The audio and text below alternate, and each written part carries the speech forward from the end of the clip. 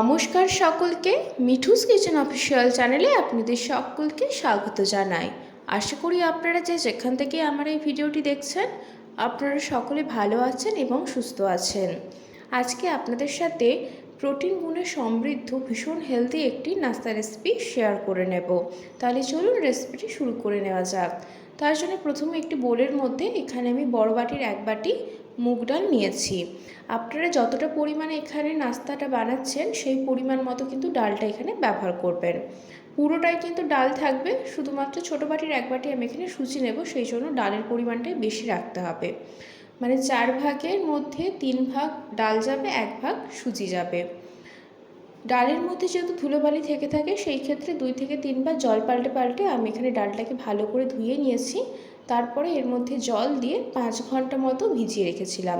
ডাল ভিজতে খুব একটা সময় লাগে না, যেহেতু এগুলো আমি ইডলির মতো বানাবো সেই ক্ষেত্রে এখানে আমি 5 ঘন্টা ভিজিয়ে রেখেছিলাম। আপনারা চাইলে এটাকে ওভারনাইটও ভিজিয়ে রাখতে পারেন। তারপরে আমি এখানে ডালটা খুব ভালো মতো ভিজে গিয়েছে, আপনাদেরকে দেখিয়েই দিলাম। তারপরে জল ঝরিয়ে আমি এখানে মিক্সিং জারের মধ্যে ডালটা দিয়ে দেব। ডালের ব্যাটার যেহেতু এমনিতেই অনেকটা পরিমাণে পাতলা হয়, সেই ক্ষেত্রে একদম অল্প পরিমাণে জল দেবেন লাস্টে। জল সমেত কিন্তু ডালটা পেস্ট করবেন না, তাহলে একদম পাতলা হয়ে যাবে ব্যাটারটা, তাতে করে ইডলিগুলো কিন্তু ভালো হবে না। সেই ক্ষেত্রে আমি এখানে একদম যখন ডালটা দেওয়া হয়ে গিয়েছে সমস্ত ডালটা, তারপরে অল্প পরিমাণে জল দিয়ে দেব। দেখুন আমি এখানে ঝালের জন্য দিয়েছি 3 থেকে 4টে কাঁচা পাকা লঙ্কা দিয়েছি এবং 1 টুকরো মতো আদা দিয়েছি। আদার পরিমাণটা একটু কম রেখেছি, আপনারা চাইলে বাড়িয়ে নিতে পারেন। একদম অল্প পরিমাণে জল দিয়ে খুব সুন্দর করে একটা থকথকে ব্যাটার আমি এখানে তৈরি করে নিয়েছি। তারপর একটা বড় পাত্রের মধ্যে যে ব্যাটারটা আমরা রেডি করলাম ডালের, সেটা কিন্তু ঢেলে নিচ্ছি। ব্যাটারের ঘনত্ব দেখে বুঝতে পারছেন কতটা পরিমাণ গাঢ় রয়েছে ব্যাটারটা। তারপর এর মধ্যে দিয়েছি 1 বাটি সুজি। আমি আগেই বলেছি 4 ভাগের 3 ভাগ যাবে ডাল, 1 ভাগ সুজি। তারপর সুজি দেওয়ার পরে বেশ খানিকটা পরিমাণ কোরানো নারকেল দিয়ে দিয়েছি 1 বাটি মতো। যেই বাটি মেপে সুজি নিয়েছি সেই বাটিরই 1 বাটি নারকেল দিয়েছি এবং 1 বাটি দিয়েছি গ্রেট করে রাখা গাজর। বেশ খানিকটা পরিমাণ দিয়েছি কোচানো ধনেপাতা। ঠিক এই পর্যায়ে দিয়ে দেব পরিমাণ মতো নুন। নুনটা বুঝে ব্যবহার করবেন, যেহেতু ডাল সুজি রয়েছে নুনটা দেখে দিতে হবে। ছোটো চামচের 1 চামচের অর্ধেক আমি এখানে দিয়েছি বেকিং সোডা। তারপর এখানে আমি একটা তারকা লাগিয়ে নেব, সেই জন্য ওভেনে আমি একটি তারকা প্যান বসিয়ে দিয়েছি। 2 চামচের মতো তেল দিয়েছি। তেলটা ভালো করে গরম হয়ে আসলে এর মধ্যে দিয়েছি 1 চামচ কালো সর্ষে। সর্ষেটা যখন ভালো করে একটু ভাজা হয়ে যাবে, মানে চারিদিকে ছিটোতে থাকবে, ঠিক সেই পর্যায়ে আমি এখানে গ্যাসের ফ্লেমটা একদম বন্ধ করে দেব।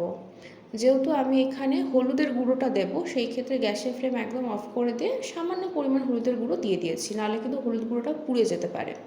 তারপরে এই তরকাটা আমি এখানে ব্যাটারের মধ্যে দিয়ে দেব।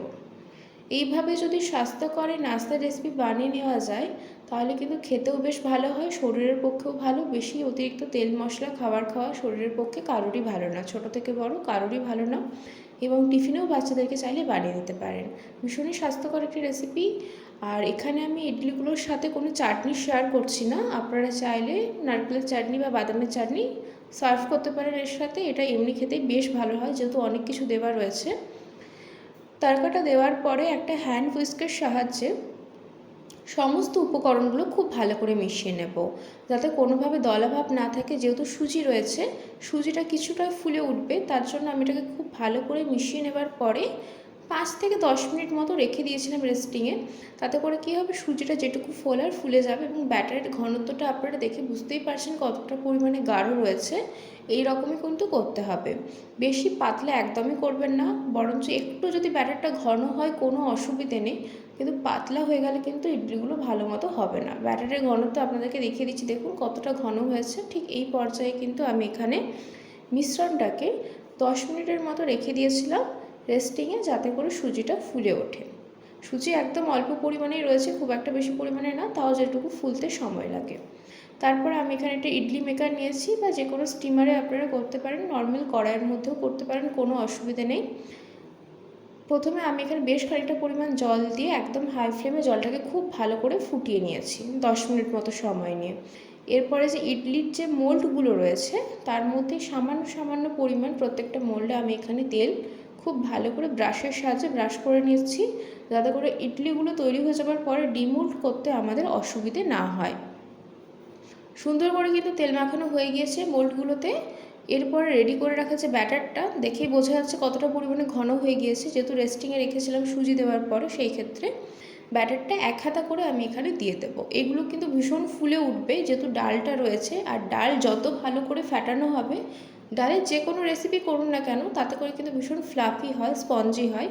সেই ক্ষেত্রে ফ্যাটানোটার উপর ডিপেন্ড করছে ইডলিগুলো কতটা স্পঞ্জি এবং ফ্লাফি হবে। প্রত্যেকটা মোল্ডেই কিন্তু আমি এখানে সেম কোয়ান্টিটিতে এক হাতা করে এখানে ব্যাটারটা দিয়ে দিচ্ছি। দেখুন ব্যাটারের ঘনত্বটা দেখলেই বুঝতে পারবেন কতটা পরিমাণে গাঢ় হয়েছে। ঠিক এমনটাই কিন্তু গাঢ় হতে হবে, পাতলা হয়ে গেলে কিন্তু ইডলিগুলো ভালো মতো হবে না। এক হাতা করে আমি এখানে ব্যাটার দিয়ে দিয়েছি, জলও ফুটে গিয়েছে খুব সুন্দরভাবে। এরপরে আমি এখানে প্রত্যেকটা যে মোল্ড রয়েছে সেগুলোকে এক এক করে বসিয়ে দেব। ভীষণ স্বাস্থ্যকর একটি রেসিপি আজকে আপনাদের সাথে শেয়ার করে নিয়েছি। আশা করছি আপনাদের ভীষণ ভালো লেগেছে। যদি ভালো লেগে থাকে অবশ্যই করে আমার চ্যানেলটিকে সাবস্ক্রাইব করে দেবেন, লাইক শেয়ার কমেন্ট করতে ভুলবেন না। আর যদি এরকম নিত্য নতুন রেসিপি পেতে চান তাহলে অবশ্যই করে আমার চ্যানেলটিকে সাবস্ক্রাইব করে আমার চ্যানেলের পাশে থাকার অনুরোধ রইল। মিডিয়াম টু লো ফ্লেমে আমি এখানে 15 মিনিট অপেক্ষা করেছিলাম ঢাকা দিয়ে। 15 মিনিট পর আপনাদেরকে আমি ঢাকা খুলে দেখিয়ে দিচ্ছি। দেখুন কতটা সুন্দর ফ্লাফি হয়েছে এবং কতটা ফুলে উঠেছে। ঠিক এই পর্যায়ে প্রচণ্ড পরিমাণে গরম রয়েছে মোল্ডগুলো, খুব সাবধানের সাথে কিন্তু এগুলোকে বার করে নিচ্ছি এবং খানিকক্ষণ অপেক্ষা করব যাতে করে একটু ঠান্ডা হয়ে যাবার পরে আমি এখানে এগুলোকে ডিমোল্ড করতে পারি। প্রায় 10 মিনিটের মতো অপেক্ষা করেছিলাম। 10 মিনিট পর এগুলোকে একটা চামচের পেছনের অংশ দিয়ে বা ছুরির সাহায্যে এইভাবে চারিধার থেকে যদি চাপ দেওয়া যায়, দেখবেন খুব সুন্দরভাবে কিন্তু এগুলো ইডলি মোল্ড থেকে ডিমোল্ড হয়ে যাচ্ছে। খুবই সহজ একটি রেসিপি আপনাদের সাথে শেয়ার করেছি। ভীষণ ভালো লাগে খেতে, গরম গরম খেতে খুব ভালো লাগে। আমি কিন্তু এখানে নর্মালি এটা সার্ভ করেছি। আপনারা চাইলে যে কোনো পিনাট চাটনি বা কোকোনাট চাটনির সাথে সার্ভ করতে পারেন, কিন্তু এগুলো নর্মালি খেতে বেশ ভালো হয়। আজকের রেসিপি কেমন লাগলো অতি অবশ্যই করে কমেন্ট করে জানাতে পারেন। আর যদি ভালো লেগে থাকে অবশ্যই করে আমার চ্যানেলটিকে সাবস্ক্রাইব করে দেবেন। নিত্য নতুন এরকম রেসিপি পেতে হলে অবশ্যই করে আমার চ্যানেলটিকে সাবস্ক্রাইব করে আমার চ্যানেলের পাশে থাকার অনুরোধ রইল। আর এই নাস্তার রেসিপিটি বাড়িতে একবার হলেও ট্রাই করে দেখার অনুরোধ রইল। ছোট থেকে বড় আশা করি সকলের পছন্দ হবে। ভীষণ সুন্দর হেলদি একটি রেসিপি আজকে আপনাদের সাথে শেয়ার করে নিয়েছি বাড়িতে থাকা সামান্য কিছু উপকরণ দিয়ে। রেসিপি কেমন লাগলো কমেন্ট করে কিন্তু জানাতে পারেন।